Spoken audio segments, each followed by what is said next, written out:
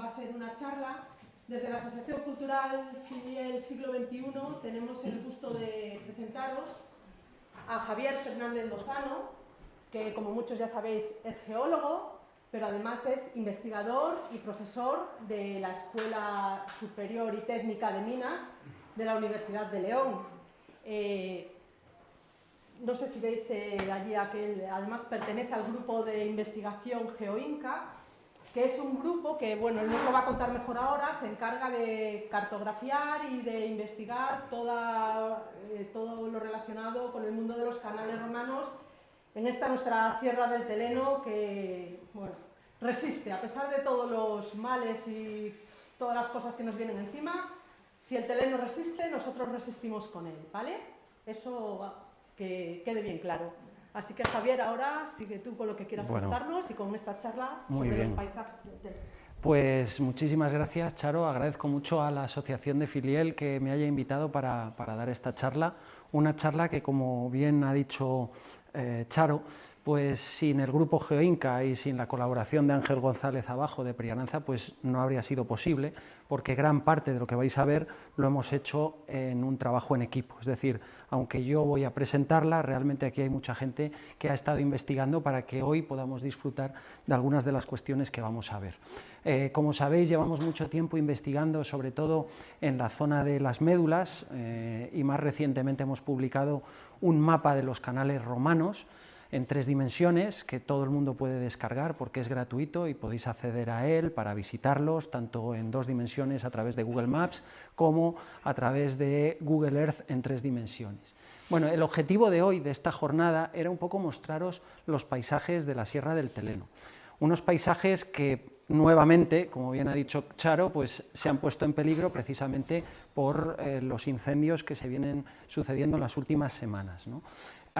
Quizás uno de los aspectos más destacados de toda esta sierra, y sobre todo relacionado con su paisaje, es el de la minería del oro, que todos conocéis y que habéis visto en vuestros pueblos. Aquí no solo habrá gente de Filiel, sino también de la zona del Jamuz y demás, y toda esta parte occidental se caracteriza por una gran cantidad de vestigios de época romana relacionados no solo con las explotaciones mineras, sino también con asentamientos que hay alrededor de todas estas explotaciones. Bien, decía, para hablar del paisaje, el geógrafo Alexander von Humboldt en el siglo XIX, que para entender un paisaje necesitamos tener en cuenta todos y cada uno de los elementos que integran ese paisaje, que lo conforman. Es decir, para poder entender esa realidad inherente que constituyen los paisajes culturales, como los que vamos a ver hoy, necesitamos que todos esos elementos se fundan de manera que podamos entender el contexto no solo histórico, arqueológico,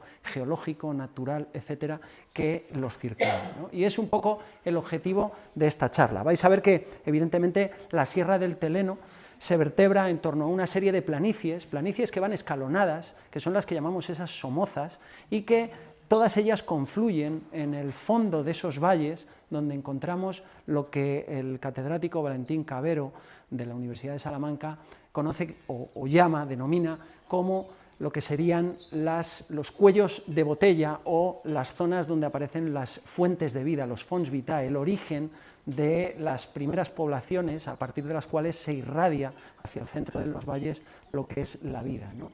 Y son precisamente esos sectores donde, a través de paisajes como el que estáis viendo, paisajes agrarios, paisajes ganaderos, etcétera, cobran vida realmente de todo ese pasado histórico que han tenido en todas sus faldas, ¿no? Y que vamos a ir viendo a lo largo de estas diapositivas. No podemos olvidar que la base de todo es la geología.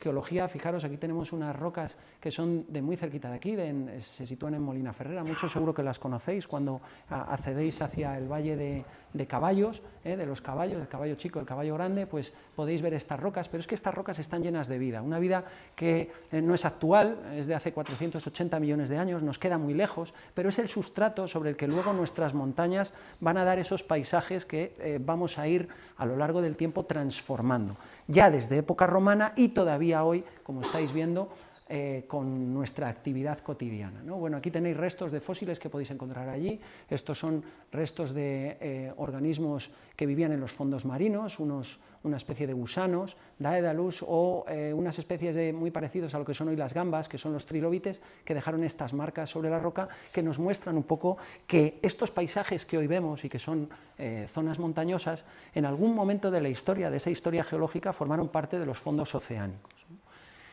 Evidentemente, a lo largo del tiempo, las diferentes sociedades que han ocupado este sector han ido aprovechando sus recursos, y este es uno de ellos. Seguro que todos conocéis estas rocas de aquí, ¿no? Con esas piedras con cazoletas y con algunos laberintos que tienen una forma simbólica, son de edad calcolítica, muy anterior a los romanos, pero que están hechos en unas rocas muy especiales, que son estas que se denominan rocas moralizas, que seguro que muchos de vosotros las conocéis, que son de color verde, son unas rocas volcánicas o subvolcánicas que son muy curiosas y sobre todo llamaron mucho la atención porque son únicas en este sector, aparecen ahí. Y de hecho en las construcciones actuales y del último siglo pues aparecen en lugares, digamos, con una cierta entidad, ¿no? Como pueden ser las iglesias, las ermitas, etc., ¿no?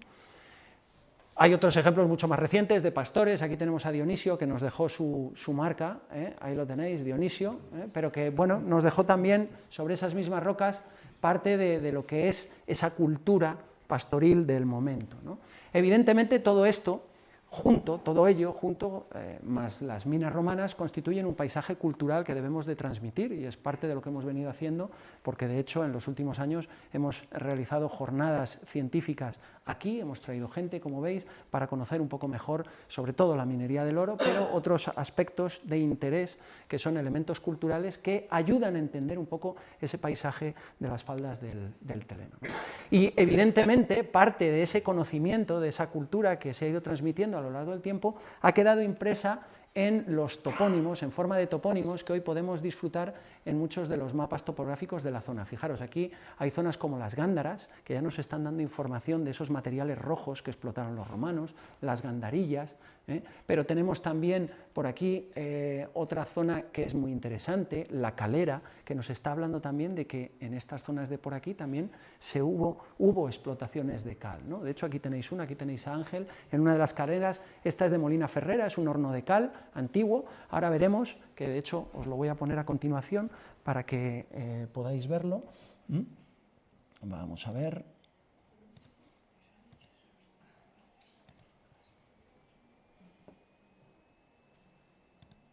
Ahí está, que son las caleras precisamente que tenemos aquí en Filiel.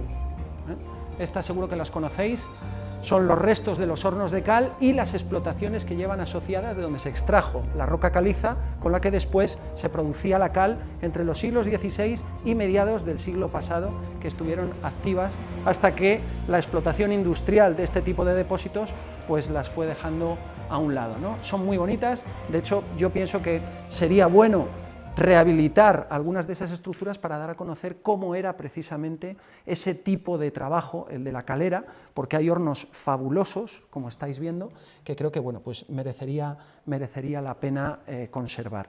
Evidentemente no son los únicos recursos, y de hecho ya desde época romana se venía explotando el hierro. Aquí tenéis ejemplos de rocas de hierro de la Sierra del Teleno, muy cerquita de Filiel, donde aparecen estas zonas de fractura y se concentra el mineral, que es esta zona de color negro que veis aquí, rodeando la roca en forma de brechas, que utilizaron ya los romanos ese hierro para la obtención de útiles que luego les sirvieron para las explotaciones de oro, como los picos, las punterolas, etcétera, que emplearon en la extracción del preciado metal. Aquí tenéis los restos de esas escorias, que a lo mejor alguno de vosotros las ha visto por el campo, y es muy común que donde hay explotaciones mineras, y aquí estáis rodeados por todos los costados de explotaciones romanas de oro, podamos encontrar restos de fundición que lo que nos están indicando es que hubo una actividad metalúrgica para el tratamiento del metal, con el cual obtener útiles o utillaje que luego era utilizado, empleado en las minas. Y asociado a ese hierro, como este que estáis viendo aquí, tenemos el cuarzo,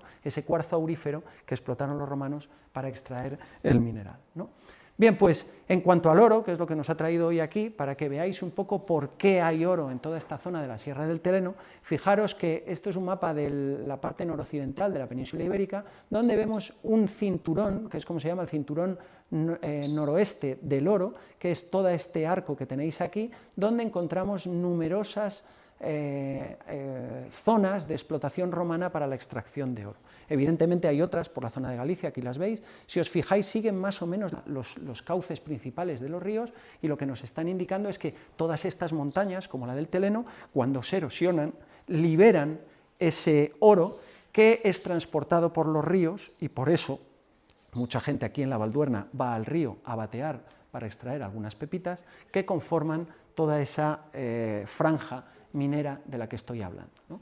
Evidentemente, todos estos paisajes, que quizás no los vemos directamente, pero sí podemos intuirlos cuando uno ve una fotografía como todos estos depósitos que llamamos aquí de murias, o muriacales, o muriones, que son los restos de las explotaciones romanas, y que en muchos casos los propios pueblos han hecho suyos como parte de su patrimonio o de su acervo cultural, precisamente porque lo utilizan en las lindes de los caminos, de las fincas, etcétera, ¿no?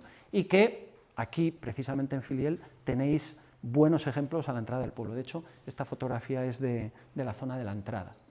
Pero cuando uno ve en detalle dónde puede localizar esos restos mineros, pues se da cuenta de que hay toda una infraestructura. Fijaros dónde aparecen estos bloques de cantos, que son los estériles, lo que no llevaba el oro y que era retirado por los romanos a mano, pero fijaros que son surcos, aquí tenemos otro por aquí, y entre medias podéis ver que hay como unas especies de zonas deprimidas por donde circulaba el agua, que servía para arrastrar el material aurífero, donde se extraería el preciado metal, ¿no? Aquí tenéis algunos ejemplos, seguro que este circo lo conocéis, se ve desde el mirador que tenéis aquí en Filiel, y todo esto pues, son restos de explotaciones, ¿no? Evidentemente, cuando uno mira al Teleno, incluso en la parte más alta del Teleno podemos encontrar explotaciones. Esto es del Morredero, aquí veis todos estos surcos, es decir, que ya en las zonas más altas del Teleno hay restos de explotación. Estos de aquí, supongo que estos ahora se habrán quemado y será mucho más fácil poderlos ver, pero quiero que os fijéis, perdonad, precisamente en esta zona de aquí, a ver si la veo, ¿veis esos manchones grises? Pues esos manchones grises son esas murias como las que os he enseñado que tenéis aquí en el pueblo, y que son los restos de los estériles de las explotaciones. Para explotar esos depósitos tan altos, a gran altura, estamos hablando de más de 1800 metros de altitud, necesitaban estanques como este que estáis viendo, donde está Ángel, que recogía, perdonad, parte de la nieve que se acumulaba durante los inviernos, y después, con el deshielo en la primavera, aprovechaban ese agua para llevarla a través de los canales hasta las explotaciones. Evidentemente el agua fue muy importante, porque sin agua no hay minas, no hay minería sin el agua, es necesaria. ¿Y por qué el agua es necesaria? Bueno, pues fijaros, algunas veces daba problemas, y de hecho en ocasiones tenían que drenar el interior de las minas, que estaban llenas de agua, para poder bajar a mayores profundidades y explotar el mineral en zonas de 100, 200 metros de profundidad. Pero por lo general el agua era utilizada en primer lugar para mejorar el proceso metalúrgico, para la producción de metales como el hierro, que habéis visto que os comentaba antes, también para lavar ese material aurífero y poder recuperar el oro que contiene. Vais a ver un conjunto de explotaciones que tuvieron que ser lavadas con el agua, explotaciones que llamamos de oro detrítico, en placeres, en esos materiales rojizos que estáis viendo todos los días por aquí, y que arrastrando ese material eran capaces de recuperar el oro en los materiales más finos que contienen, esas arenas auríferas. Y finalmente eliminar los estériles de las minas. Habréis visto esos surcos que os enseñaba antes por donde circulaba el agua y que servía también para eliminar el material más fino, donde se concentra el oro, para lavarlo en las zonas finales de los canales de lavado que llamaban los romanos agoga. Y evidentemente el agua tuvo un papel muy importante en la minería romana, tal es así que el propio Plinio el Viejo, el historiador romano, llega a decir que tan importante y tan costoso como realizar una explotación como la que podemos observar en las médulas, o como estas que tenéis aquí junto a Filiel, ¿no? Entre Filiel y Molina Ferrera, que son enormes, tan costoso como esa actividad era llevar el agua hasta esas minas directamente, ¿no? Y para ello necesitaban toda una red de canales, algunos de los cuales los vamos a ir viendo. Algunos están en las partes altas del Teleno y aprovechan la nieve las zonas nivales donde se acumula la nieve para cuando se derrite ese agua llevarla hasta otras zonas. Incluso en esta ladera norte pasan algunos canales que van directamente hacia la zona sur, hacia la zona de Pozos de Cabrera para llevar el agua, ¿no? Aquí tenéis un canal, este me parece que es el valle de Peñabellosa, y podéis ver perfectamente ese canal que tenemos aquí, que se ve muy bien en la foto en 3D que tenemos en este sector de aquí, ese canal que va a las partes altas, evidentemente. Aquí tenemos otro ejemplo de esos canales que se ven muy bien, pero que en muchos casos van o a las zonas altas del Valle del Teleno, de la ladera norte, o incluso pasan hacia la ladera sur, hacia la zona de Pozos. Muchos de ellos toman agua de los vestigios de antiguos valles glaciares, como este que tenéis aquí, este me parece que es el de los Caballos, directamente, y aprovechaban el agua que se acumulaba aquí con los deshielos para llevarla hasta las zonas altas. Pero en las zonas bajas también había canales que llegaban hasta estas explotaciones que tenemos en el pueblo y que ahora os enseñaré. Aquí tenéis un ejemplo, veis este murete, viene directamente desde uno de los valles, ahora no me acuerdo cuál es este exactamente, pero bueno, viene por aquí, directamente capta desde la zona alta del valle y lo lleva hacia las zonas bajas. Canales incluso que toman el agua, como estáis viendo, desde el propio río, esto prácticamente tiene la captación aquí, aquí veis, está picado perfectamente. Otros ya han sido completamente alterados por la actividad más reciente. Aquí tenéis la apertura de un camino, esto es muy cerquita de Molina Ferrera, donde tenemos un canal, y ese canal, ¿a dónde creéis que llevaba el agua? Pues hasta las explotaciones que tenemos aquí. Evidentemente, con la actividad antrópica en los últimos años, pues al abrir este camino, pues parte del canal se destruyó porque hubo que ripar la roca para dar acceso a través de ese sector, ¿no? Aquí tenéis un mapa LIDAR. Un LIDAR es básicamente un escaneado de la superficie terrestre que realizamos o bien con drones ahora o con avionetas, y que nos permite, como podéis ver, obtener un modelo digital del terreno en el cual podemos eliminar la vegetación. Luego os enseñaré un ejemplo, pero para que veáis, esto es la zona de Molina Ferrera, Filiel estaría por aquí, y hay una serie de explotaciones, aquí las tenéis, que son esas de ahí, estas de aquí, se ven muy bien, fijaros las huellas que deja sobre el paisaje, o todas estas de aquí, esta es la que llamamos el pulpo, porque realmente parece como un pulpo, ¿no? Bien, pues son diferentes tipos de explotación, porque si os fijáis, estas son muy parecidas a las que hay en Castro Contrigo, son lo que se denominan surcos convergentes. Si os fijáis, convergen en 3 puntos de salida que hay en la parte superior, y hacia la que venía un canal que iba facilitando el lavado de todos esos materiales. Pero luego tenemos esta otra. Fijaros que además es una explotación en forma de circo que tiene desagüe hacia la parte del valle, ahí lo tenéis. Y esta otra, y quiero que os fijéis aquí porque es muy interesante, no sé si veis esos canales que hay ahí que conectan una explotación con la otra y la otra con la que hay un poco más abajo. ¿Los veis?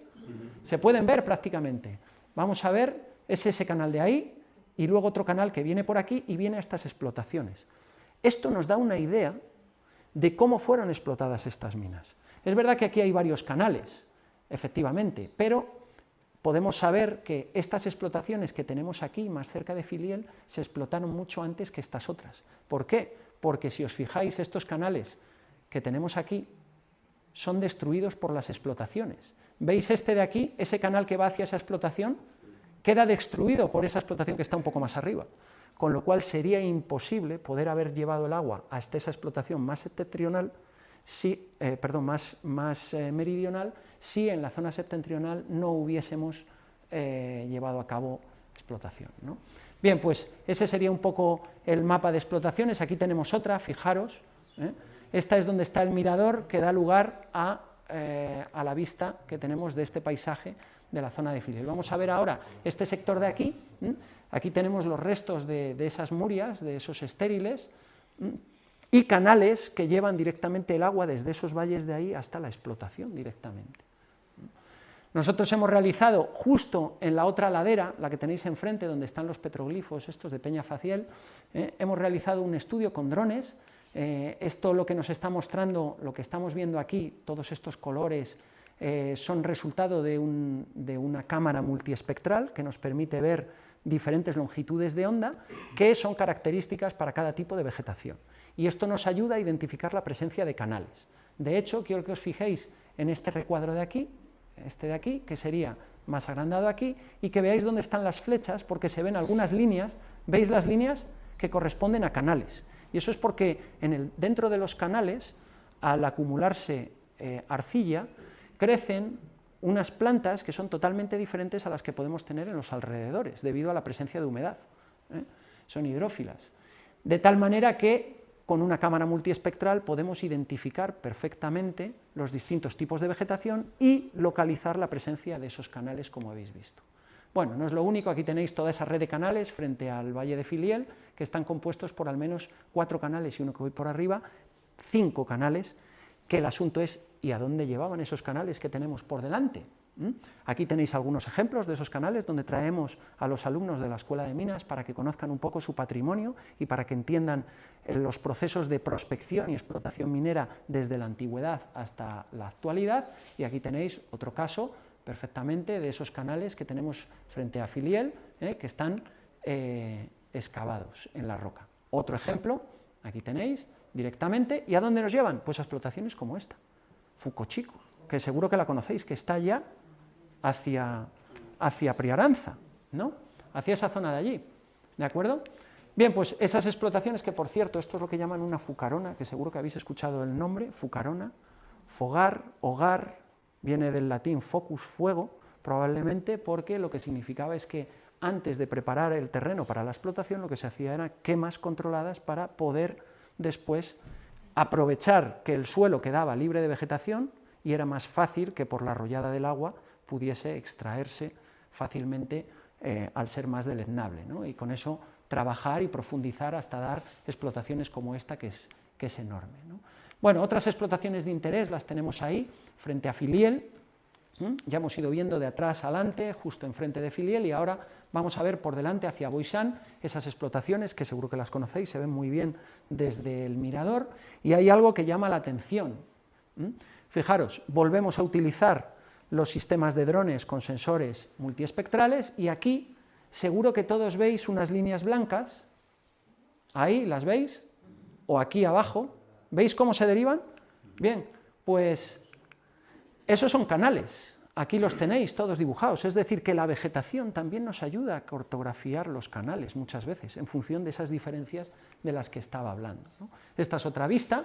Evidentemente con una fotografía oblicua pues cualquier persona puede ver aquí las minas y los canales, ¿no? Fijaros los cambios de vegetación, veis que aquí hay una vegetación que es más verde que la que tiene alrededor, porque hay más humedad, y eso evidentemente con un sensor multiespectral es fácilmente identificable, y por tanto somos capaces de cartografiar toda la red de canales a partir de esas variaciones de vegetación por índices, básicamente, que lo que nos están hablando es del estrés hídrico que presentan las plantas, porque tienen características diferentes, ¿no?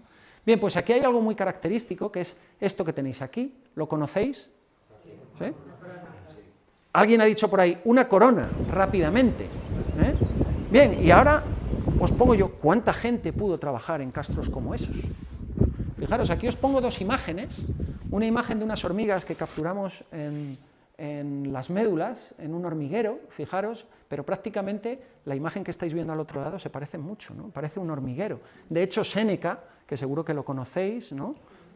Bien, pues una de las cosas que comenta era precisamente que en las minas podía llegar a trabajar mucha gente. Si vais a Wikipedia, ponía que en zonas como las médulas podían trabajar 60.000 personas, algo que es inviable. ¿Por qué? Pues la respuesta nos las da este mapa que realizaron Almudena Orejas en su tesis doctoral y los componentes del CSIC, donde podemos ver aquí todos los asentamientos, que son estos cuadrados y estos triángulos que veis aquí, que llegan a alcanzar en esta zona de la Valduerna entre 20 y 30 aproximadamente, y esos castros romanos o campamentos romanos, asentamientos romanos, muchos de ellos, nos dan una idea de la cantidad de gente que pudo haber en estos terrenos, en este territorio. Aproximadamente, si tenemos en cuenta que algunos de estos asentamientos podían tener entre 50 y 100 personas, pues en unos 100 asentamientos de este tipo os podéis imaginar cuánta gente pudo haber. No llegaban a 60.000, como dice Wikipedia, en toda la zona, pero sí que podrían llegar a 3.000 personas fácilmente. De ellas, ¿cuántas podrían estar trabajando temporalmente en las minas? Pues a lo mejor 2.000, 2.500, algo así, ¿de acuerdo? Es decir, que para que os hagáis una idea, esta imagen que he puesto antes, que es de unas minas de Brasil, de la zona de Brasil, es una fotografía de Sebastián Salgado, que falleció hace unas semanas, pero tomó una una imagen de las minas de Gerais, en Brasil, donde se extraía oro también, y aquí podéis ver gente libre que iba allí para poder sacar el mineral. Aquí trabajaron 50.000 personas, y esta mina cerró hace unos años. Estaba abierta desde los años 80, donde cuando fue realmente Sebastián Salgado a sacar esa imagen que estáis viendo, y es espectacular, ¿no? Bueno, pues igual no era tan así, pero sí que es verdad que 2.500, 3.000 personas pudieron estar trabajando y pudieron estar asentados en castros como esa corona de la que me habéis hablado anteriormente, ¿no? De hecho, aquí tenéis los restos de uno de los muros de esa corona, aparecen restos de huesos y demás que hemos estado viendo en los alrededores, y hay algo interesante, que son restos de carbón, que es esto negro que veis aquí, que permitiría datar el momento en el que se realizan estas construcciones. Hoy sabemos, gracias a Claude Domergue, que probablemente, a partir de los vestigios que hay en la corona de Quintanilla, que está muy cerquita de aquí también, a partir de unas vasijas que encontró, que los inicios de la explotación pudieron estar en torno al año 20, año 40 de nuestra era. Es decir, que esta zona podría ya estar en esos momentos, en el siglo I después de Cristo, en funcionamiento al principio, en la primera mitad del siglo I después de Cristo. Y yo quería poneros ahora un vídeo. Aquí tenéis otra de esas coronas, esta es la corona de Quintanilla, donde estuvo trabajando Claude Domergue, que sabéis que fue uno de los pioneros de la investigación sobre la minería aurífera romana aquí en el noroeste, y en particular en toda esta zona de la Valduerna, porque fueron los primeros trabajos, los de su equipo, que se llevaron a cabo aquí, ni siquiera Sánchez Palencia, que ha trabajado en otras zonas, incluso en las médulas. En los años 60 Claude Domergue ya estuvo trabajando allí antes de que entrara el grupo del CSIC de Sánchez Palencia y otros que hemos venido posteriormente, ¿no? Aquí tenéis esos fosos que realizaban, no sé si se ven por aquí, todos estos fosos, que sirvieron también a modo de explotación, porque esos campamentos se aprovecharon para la explotación minera. Aquí tenéis otra imagen, se ve muy bien toda esta zona explotada, que ya forma parte de lo que es el campo de tiro, ¿verdad? Y ahora os voy a poner un pequeño documental, son 10 minutos, pero quiero que lo escuchéis, de Claude Domergue, donde habla de aquí, de la zona, y en especial sobre esos campamentos o celos o coronas, que es como los llama.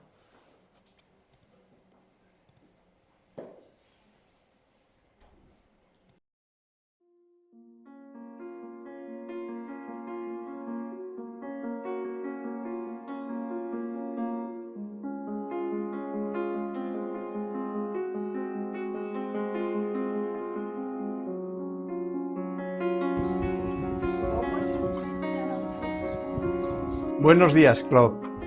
Buenos días. Mira, estamos aquí en Toulouse, en la Universidad de Toulouse, y hemos venido a hacerte una entrevista porque para nosotros es un gran honor poder hoy contar contigo para que nos cuentes muchas cosas de tu experiencia vital como arqueólogo, como investigador de las minas, principalmente en España y sobre todo en la provincia de León.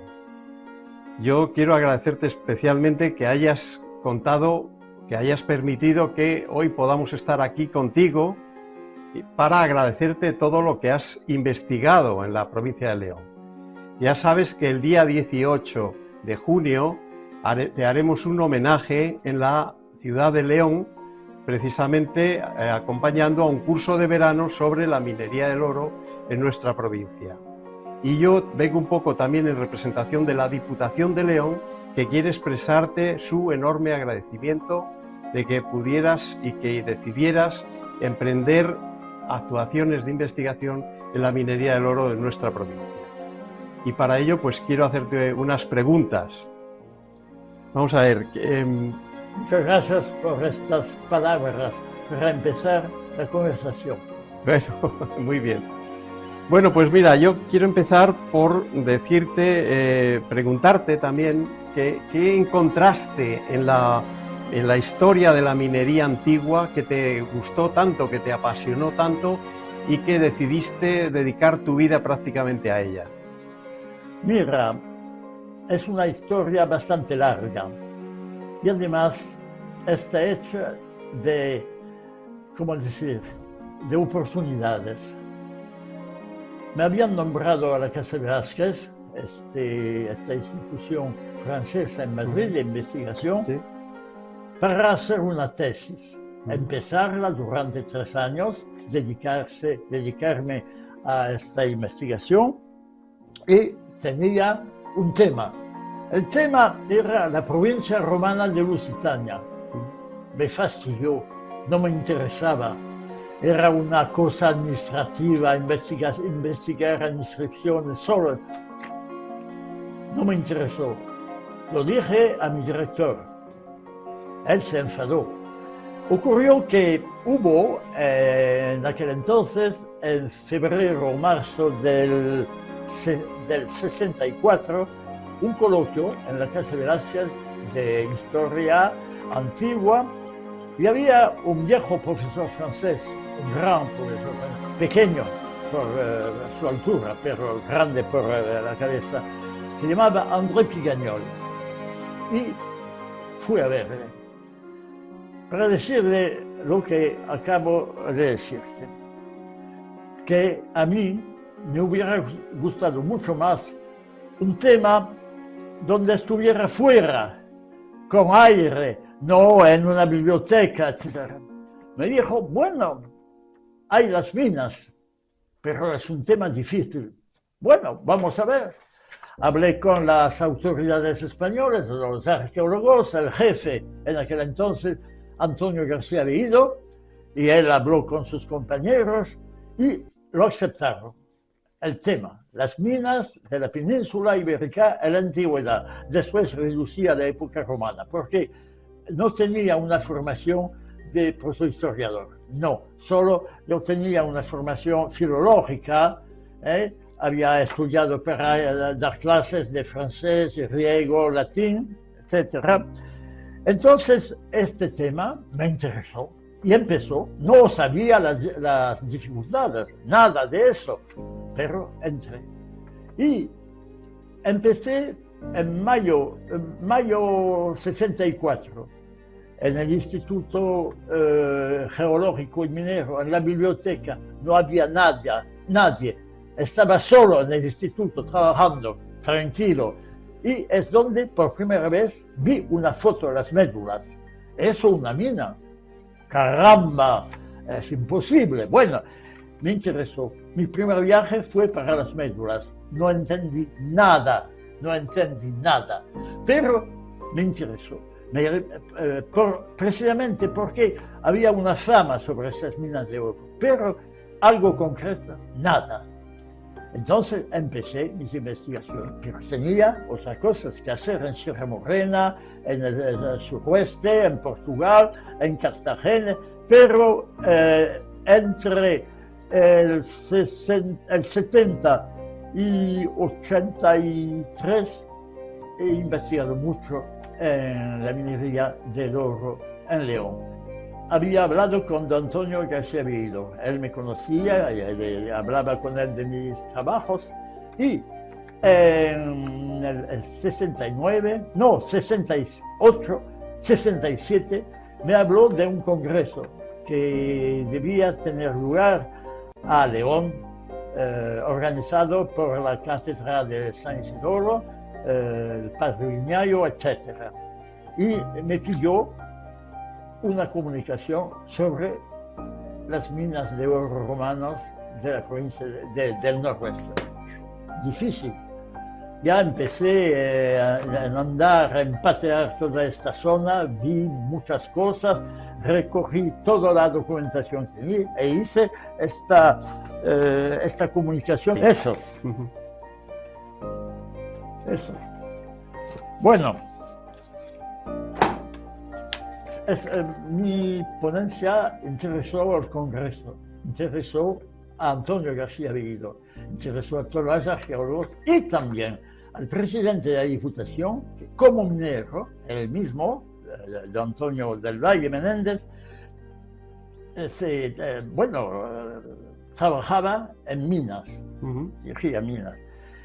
Entonces él vino a verme después, decir, el año próximo hay un Congreso Internacional de Historia de Minería, paralelo al Congreso Internacional de Minas que tiene lugar en Madrid. El nuestro tendrá lugar en León, le invito. me ha invitado. Bueno, he hecho otra ponencia, algo diferente de la del Congreso de la Legio Séptima Gemina, y bueno, nada más. Y empezó a decirme, pero usted conoce todo ello. No, yo tengo que ir. Puso a mi disposición un chofer, Emilio, le saludo, no sé si vive todavía, un chofer con un Land Rover para recorrer algunos de estos sitios. Después me dijo, sí, otra cosa, casualidad. En el Congreso de Minería, de Historia de Minería, había un señor que era ingeniero de caminos. Se llamaba, ahora no recuerdo, Gerardo Melo Ruiz. Era nativo de Santa Coloma de Somoza. Y él había venido con documentos que yo no conocía. Me enseñó las fotos aéreas del vuelo americano del 56. Y claro, yo había ido por estas zonas andando o con el coche de Land Rover y bueno, se veían desmontes, todo revuelto, pero nada organizado. Pero cuando en estas fotos vi cosas de este tipo, claro, eso ha cambiado totalmente mi modo de ver las cosas.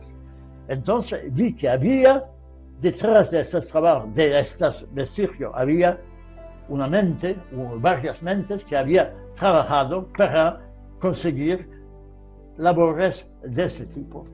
Y fue el comienzo de mi historia con el estudio de estos valles, de las terrazas cuaternarios de los ríos, y lo de las médulas también me fastidiaba. Entonces hablé de eso con Antonio del Valle y con Gerardo Melo Ruiz. Él, bueno, me enseñó eso, pero llamó mi atención con eso. Estas estructuras no tenían nombres. Una corona, dicen, pero ¿qué son? No se sabe.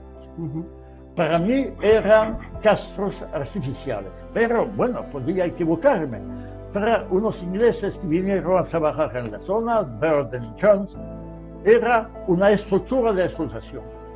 Bueno, cuando el viaje con Emilio, estuvimos a las coronas y tuve la suerte de encontrar en el borde, no de esta, pero la de otra, de la corona de Quintanilla que excavamos, tuve la sorpresa de encontrar un cesto de cerámica.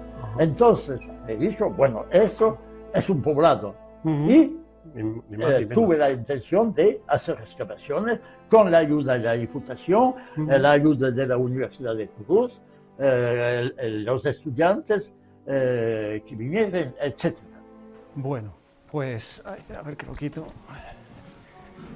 Ha dicho cosas muy interesantes, sobre todo que algo con lo que hasta ahora los investigadores, pues algún investigador decía que el monte había que patearlo, pero fijaros este hombre lo que dice, que hasta que no vio las fotos aéreas no entendió nada de lo que allí se veía. Es decir, el monte se puede patear, pero si no tenemos otra vista que nos ayude, hoy tenemos el LIDAR, afortunadamente, que como habéis visto, nos quita la vegetación y nos permite perfectamente ver todo lo que hay debajo, ¿no? Y gracias a eso se puede avanzar en el conocimiento de la minería, como estáis viendo. Pues vamos a seguir. Bueno, pues restos como este, de cerámica, son los que, no este en particular, porque este lo hemos visto en Boixán, fijaros, pero con restos cerámicos fue esos que habla en el vídeo Claude Domergue, con los que pudo realizar una datación. Es lo que se denomina terra sigillata, que es un tipo de vaso de cerámica fina, romana, y que nos permite saber más o menos la edad aproximada de su elaboración, ¿no? Y en este caso, entre el 20 y el 40, que es cuando en los trabajos que realizó ahí en la Corona de Quintanilla, pues dieron esos datos, le permitió más o menos enfocar cuándo todas estas minas que tenemos aquí en esta zona podrían haber estado ya en actividad.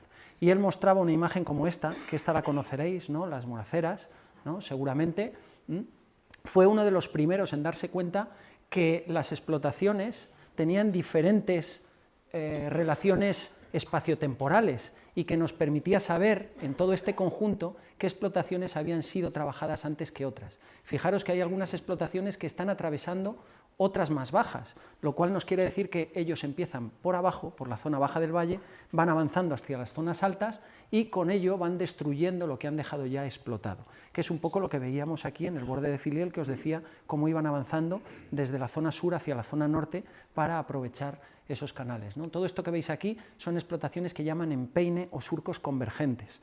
Es evidente porque todos esos surcos que estáis viendo, a ver, que ahora no me coge esto, se ha ido, esperad un momento, bueno, ahora se me ha ido el puntero, bueno, pues lo paso aquí, no me pasa, sí, aquí sí, pero aquí no se ve, cosa más rara, a ver. Ahora, bueno, lo veis ahí, ¿no? Estos surcos convergentes, que son a los que me refiero, ¿los veis? Terminan en un canal final de lavado, ¿lo veis? Se ve muy bien. Ese canal de lavado, que llamaban los romanos agoga, que es ese de ahí, es donde se llevaba a cabo la recuperación del oro, como vais a ver en un ejemplo como este. Esto es más o menos lo que estaríamos viendo, ¿no? Estaríamos viendo cómo sacan esas murias, esos grandes cantos estériles, los van acumulando ahí, ¿no? Y cómo el material fino era transportado hacia las zonas inferiores, a través de estos surcos convergentes, a un canal de lavado final, que es este, donde pondrían unas tablas y con el uso de brezo, como nos dice Plinio el Viejo en su Historia Natural, irían dejando atrapado el oro para después recuperarlo, quemándolo, quemando la vegetación, como estáis viendo, y lavando esas cenizas para quedarse en el fondo de las bateas con el preciado metal, básicamente. Bien, pues eso es un poco cómo eran ese tipo de explotaciones, que también las tenéis aquí, si os habéis fijado, muy cerquita de Molina Ferrera, ¿no? Entre Molina Ferrera y Filiel. Bueno, ahora vamos a ver otro sector de explotación, que es este de aquí, en la zona de Peñavellosa, donde estuvimos trabajando Ángel y yo hace unos años. Lo que explotaron aquí los romanos eran, como estáis viendo, depósitos dejados por los glaciares que ocuparon toda esta ladera norte del Teleno, que son estos bloques que estáis viendo aquí, de cuarcita, empastados en una matriz arenoso-arcillosa, y en los niveles inferiores, que son producidos por el proceso de deshielo, que llamamos fluvioglaciares, pues aparecen en estos sectores zonas de interés aurífero. ¿Por qué? Porque los glaciares arrastran parte del oro que procede de esas montañas y lo van acumulando. Y de hecho, todos estos parches que vais viendo aquí en ese valle son esos restos de las murias, de los estériles romanos que dejaron los romanos. ¿Los veis? Aquí se ve muy bien, está lleno de murias y nosotros estamos en uno de esos depósitos de til, que es este, que es por donde pasa el camino actual, allí en Peñavellosa, que es donde realizamos una estimación de la cantidad de oro que podría haber en esas morrenas, en esos restos de morrenas glaciares.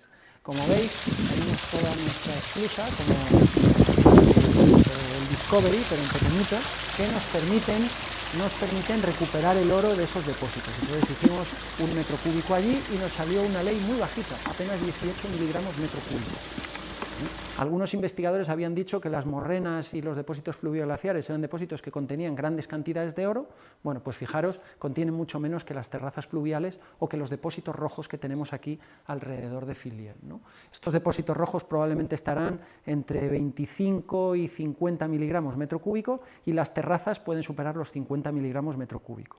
Generalmente las terrazas, al ser los procesos fluviales constantes durante mucho tiempo, pues van permitiendo la acumulación y durante las crecidas una nueva recuperación de esos yacimientos. Para que veáis un poco, al final lo que encontramos es ese oro que tenéis ahí, es muy poquito, ya os digo, 18 miligramos por metro cúbico. Otra zona que hemos trabajado es aquí, junto al campo de tiro del Teleno. Seguro que estas imágenes son de Ángel, que nos ha mostrado lo que son la peña del Escañil.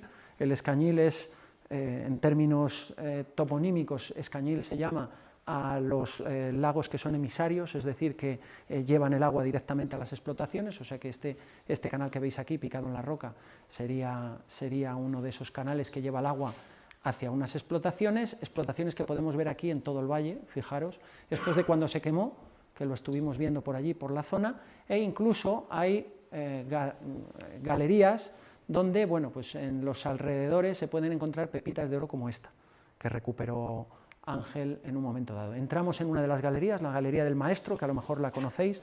Ángel, ¿cómo se llamaba este chico que nos dijo más o menos dónde estaba la localización? Que nosotros... Saúl. Bueno, pues aquí tenéis un vídeo donde podéis ver un poco cómo son esas galerías. Fijaros que tienen unos entibados de piedra, porque son grandes bloques los que hay en esos depósitos sedimentarios, pero ellos aprovechan las rocas que van cogiendo, esos estériles, para ponerlos lateralmente y sostener las paredes de la galería. Tienen más de 1 kilómetro, hemos entrado y tienen más de 1 kilómetro, de hecho hacen estructuras en loop muy curiosas, con zonas circulares, y hay otras explotaciones, también subterráneas, como esta que estáis viendo. Esta es en materiales primarios, es un oro primario procedente de los cuarzos, en la zona de Tabullo, seguro que la conocéis, la cueva del Mouro. Realizamos un estudio hace unos años, que está todavía pendiente de ser publicado, con un espectroradiómetro en el interior, para precisamente analizar las características de ese oro. Esta es de Tabullo, ¿la veis ahí? Es espectacular, fijaros, ahí está, dentro del oro, es difícil verlas, y el asunto aquí, para no alargarme mucho, es entender cómo llegan a valles como el de la Valduerna, y en particular aquí a Filiel, y explotan, para que os hagáis una idea, los datos que tenemos es de que se podrían haber removido más de 60 millones de metros cúbicos de material. ¿Sabéis cuánto se removió en las médulas? Según lo que dicen los investigadores, que ahora lo estamos estudiando allí con un proyecto que tenemos. Pues en las médulas unos 90 millones y aquí, en toda la superficie, unos 60 millones de metros cúbicos. Bien, pues, ¿cómo llegaron hasta aquí? Pues la puerta creemos que está en el Valle del Jamuz, no muy lejos de aquí. Y de hecho, si os fijáis, aquí hay valles en la Valduerna, hacia la parte de Tabullo, esa parte de Priaranza, que están completamente explotados. De hecho, los pueblos, como aquí en Filiel, están directamente sobre antiguas labores romanas. Bien, pues hoy sabemos que para explotar a gran escala, como hicieron los romanos en la Valduerna, primero tuvieron que realizar labores de prospección, que les indicasen dónde podían estar los principales yacimientos. Un poco como hacen hoy en día las empresas mineras, que van picando aquí y allá, para ver dónde hay mayor concentración de oro y para precisamente localizar la fuente, el área madre de donde procede todo ese oro. Y eso es un poco lo que hicieron los romanos, y lo hicieron por el Jamuz. ¿Por qué? Porque en el Jamuz, fijaros, es toda esta zona de aquí, el Valle del Jamuz, lo que se ha quemado ahora recientemente, todos estos pueblecitos de aquí, pues tiene multitud de explotaciones, pero son en general muy dispersas, como estáis viendo en el paisaje. Aquí no hay pueblo que no conecte con el siguiente y esté toda la zona explotada. Entre Boixán y Filiel está todo explotado a ambos lados, directamente. Pero aquí hacia la zona del Jamuz las explotaciones son muy dispersas y muy pequeñitas, para que os hagáis una idea. Aquí tenéis, esta ya la habéis visto, son los surcos convergentes, las explotaciones en peine que veíamos, por ejemplo, en las Moraceras. Y fijaros que son explotaciones que terminan en un canal de lavado principal directamente, pero convergentes, y esto tiene, para que veáis la escala, 100%, 10.000, aproximadamente 1 hectárea, que es muy pequeño. Cuando lo vemos, por ejemplo, y lo comparamos con las zonas como las que hay en el Heria, fijaros, en el Heria tenemos 5 kilómetros en línea recta, que son todo explotaciones de ese tipo, en surcos convergentes.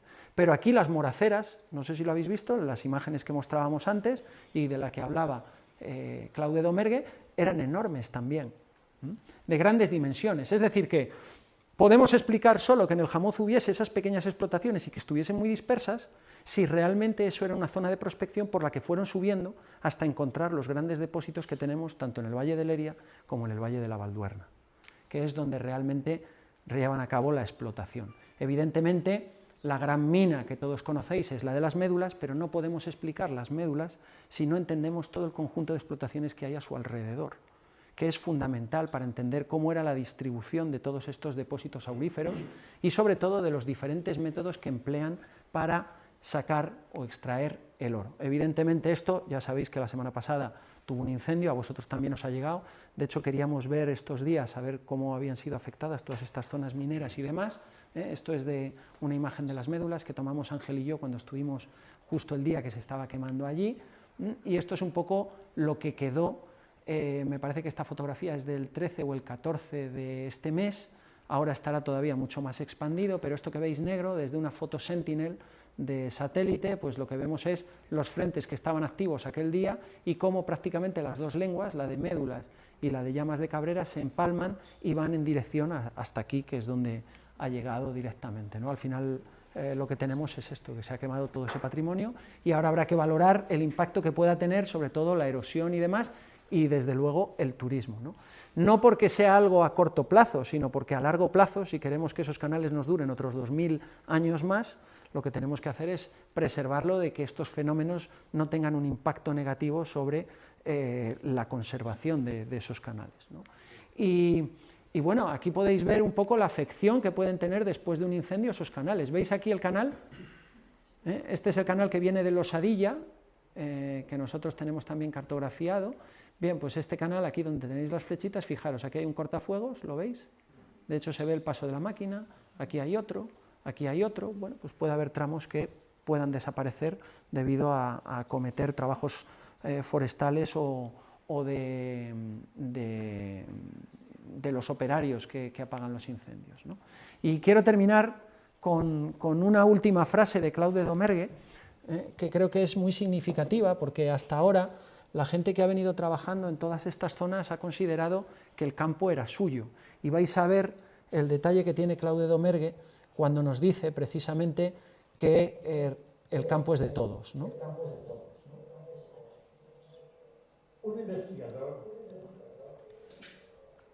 Un investigador no es el dueño de su campo de investigación. Un campo de investigación es abierto para todos. Bueno, básicamente, un momento que voy a quitar aquí el sonido, pero eso es lo que quería deciros, ¿no? Que ahora mismo hay muchos grupos, es bueno que haya muchos grupos de investigación, porque eso va a permitir, sobre todo, mejorar el conocimiento y ver realmente si se puede mejorar, sobre todo, la investigación en este campo, que creemos que queda mucho. Nos han dicho algunos investigadores que ya está todo visto, y consideramos, como bien nos dice Claude Domergue, que queda mucho por hacer y por descubrir todavía, ¿no? Efectivamente, lo más difícil no es llegar a ideas nuevas, sino prescindir, como decía Immanuel Kant, el filósofo, de aquellas cuando se demuestra que éstas o bien estaban equivocadas o ya no nos sirven, ¿no? Y estamos viendo, sobre todo en las médulas, que hay cuestiones que parecen no estar resueltas y que desde hace 20 o 30 años se habían dado por válidas y que probablemente no lo sean. Para poder entender cómo funciona todo este sistema tenemos que seguir investigando, y el campo, como decía Domergue, es de todos, ¿no? Aprovechar las nuevas tecnologías. Ya habéis visto que, como también él decía, cuando él solo pateaba no se daba cuenta de realmente lo que significaba todo aquello que estaba viendo, y es cuando lo ves desde el aire cuando realmente ganas la perspectiva para entender todo el conjunto. Así que nada, espero que os haya gustado y que hayáis entendido un poquito mejor esto de la minería del oro y de los paisajes que nos ha dejado nuestra tierra. Gracias.